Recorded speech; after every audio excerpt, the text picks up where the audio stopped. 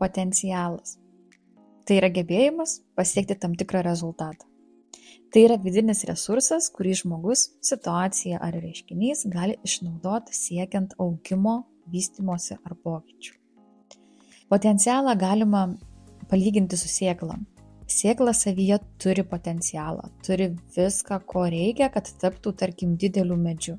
Bet tam jai reikia palankios aplinkos, kartais ir priežiūros. Panašiai ir žmogaus potencialas, jis jau egzistuoja žmoguje, bet jį reikia galbūt kažkaip išlaisvinti, galbūt puoselėti. Per kažkokias tai pastangas, per mokymąsi ar aplamai per patirtį. Ir čia yra pačio žmogaus pasirinkimas, ar jis savo potencialą puoselės ir naudos savo teigiamą, savo palankę linkmę, ar savo potencialą kaip tik slopins.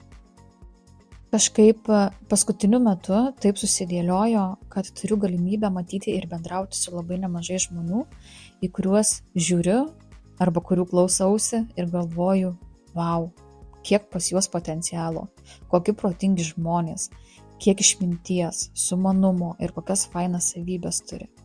Bet, jeigu nebūtų bet, dabar nekalbėčiau. Būna taip, kad kai kurie žmonės savyje patys savo potencialo neįžvelgia, neįstengia pamatyti arba dėl nežinojimo, arba kažkokių nemalonių patirčių dėka, arba per nusivertinimą, per kokias nors nemalonias situacijas ar įvykius. Blogiausia, kai žmogus susimažina tiek, kad net įtiki tuo, kad nėra vertas kažko daugiau. Ir tada kenčia. Pakentėsiu, man ir taip gerai, geriau nei nieko, ir su visokiais tokiais panašiais įsitikinimais savo pasiteisina. Žmogus įtiki, kad tokia yra jo realybė. Žmogus tiki, kad toks jo gyvenimas ir tiek. Ir kitai realybei pasireikšti, kaip ir iš tikrųjų nėra šansų, nes jo visos aplinkybės susidėlioja taip ir tokios, kurios patvirtina jo tą dabartinį tikėjimą, tas dominuojančias mintis. Tik kodėl žmonės tuo įtiki, kodėl sau leidžia tuo patikėti, arba kodėl leidžiasi būti įtikinami. Dabar didžioji dalis gali sakyti, kad vaikystėje viskas prasidėjo, ten susiformavo ir bla bla bla. Sutinku. Ir tai bus didžioji dalis tiesos. Bet dabar jau nebe vaikystė, dabar jau suaugę žmonės gali daryti suaugėliškus sprendimus ir nuspręsti tikėti visiškai kitais dalykais. Bent jau leisti savo suabejoti savo tiesa, su kuria šiandien gyvena. Kas labiausiai trukdo, tai manau, kad pas daugumą aukos programa. Potencialą dar gesina ir per didelis susikoncentravimas į negatyvius dalykus, susitapatinimas su jais.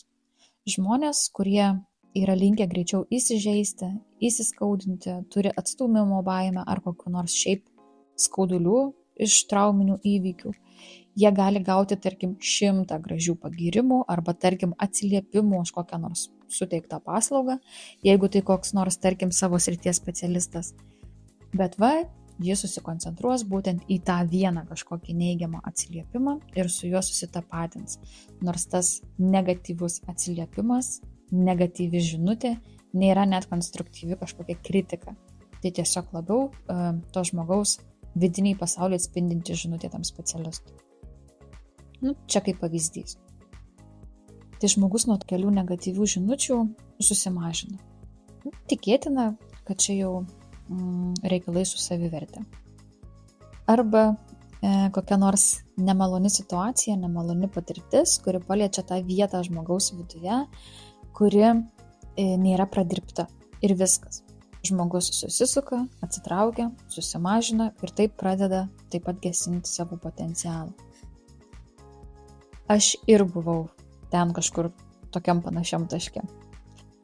Ir, atsiprašau, bet aš vieną dieną tiesiog pavargau. Man atsibodo. Sukilo įniršis ir tiesiog pradėjau elgtis kitaip. Priešingai. Galvoju, jeigu neveikia taip, kaip darau, kaip elgiuosi, netgi kaip galvoju, tai specialiai dabar darysiu viską priešingai nei iki šiol. Tiesiog toks bus mano eksperimentas, kuris buvo vedamas įniršio. Ne pykčio, bet įniršio. Čia yra 2 skirtingi dalykai. Jau buvau, atrodo, išmėginusi viską, ką galėjau, viską, ką sugalvojau ir viskas, kas beliko, tai tiesiog pabandyti elgtis visiškai priešingai, nešabloniškai. Ir tada tik po kurio laiko suvokiau, kad čia ir buvo tai, kas vadinasi valia. Čia yra valios išreiškimas, kad stop, man taip daugiau netinka, aš taip daugiau nenoriu, aš taip daugiau negaliu. Aš atsisakau, aš prieštarauju tokiam gyvenimui, kurį gyvenu. Aš daugiau nenoriu jaustis auka, kančioj ar dar ten kažkur trankytis dualizme tarp juodo ir balto. Net jei šiuo metu visa supanti aplinka liudija priešingai, kad štai, pažiūrėk, aš auka, štai gyvenu kažkokioj tai smaloj, visos aplinkybės atrodo prieš mane, bet galvoju, juk teoriškai tai žinau, kad pirmiausiai turi keistis vidus, o tada tik keičiasi aplinka. Visi čia aplink apie tai tik ir kalba. Teoriškai tai jau metus visur girdžiu ir skaitau tas sėkmės istorijas apie tai, kaip žmonės pakeitę save kardinaliai pasikeičia ir jų gyvenimas. Teoriškai tai jau metus žinau, kad yra skurdo sąmonė ir gausos sąmonė. Metus lyg kažkuo domiuosi, kažką skaitau, kažkokius kursus ar mokymus lankau, bet kažkaip viskas vis dar atrodo kaip kažkokia utopija. Kaip kažkas, kas tiesiog kažkur toli ir ne apie mane. Ir vėl žiūrėk, čia juoda, ir vėl žiūrėk, čia balta. Vieną kartą džiaugsmas begalinis, kitą dieną žiūrėk, jau kažkur kančioj murkdytis vėl tenka. Tai ką šiandien galiu drąsiai ir garsiai sakyti, tai kad čia viskas yra tik apie įsitikinimus ir tik apie programas. Tos visos aukos, baimės, savivertė ir taip toliau. Potencialą mes patys jau iš savęs turim visi. Tik vieni jo nematom, kiti tinkamai neįvertinam ir dar kiti jį net ir slopinam. Sudėtinga pasiekti, ką norisi, yra tiek, kiek manai, kad yra sudėtinga. Nebereikala ir yra sakoma, kad visos ribos tik mūsų prote. Kiekvienas žmogus jau iš prigimties yra vertas. Taip pat, jei mes visi ateinam čia jau su potencialu, vadinasi, galim taip pat visi. Tik pirmiausia, turim leisti savo tuo patikėti ir tai reikia išreikšti savo valią, prieštaraudami tam, kas netenkina. Tai linkiu ir jums, ir savo skleistis visų savo grožiu ir koncentruotis į tai, kas augina, o ne naikina. Mes visi jau iš prigimties esame verti.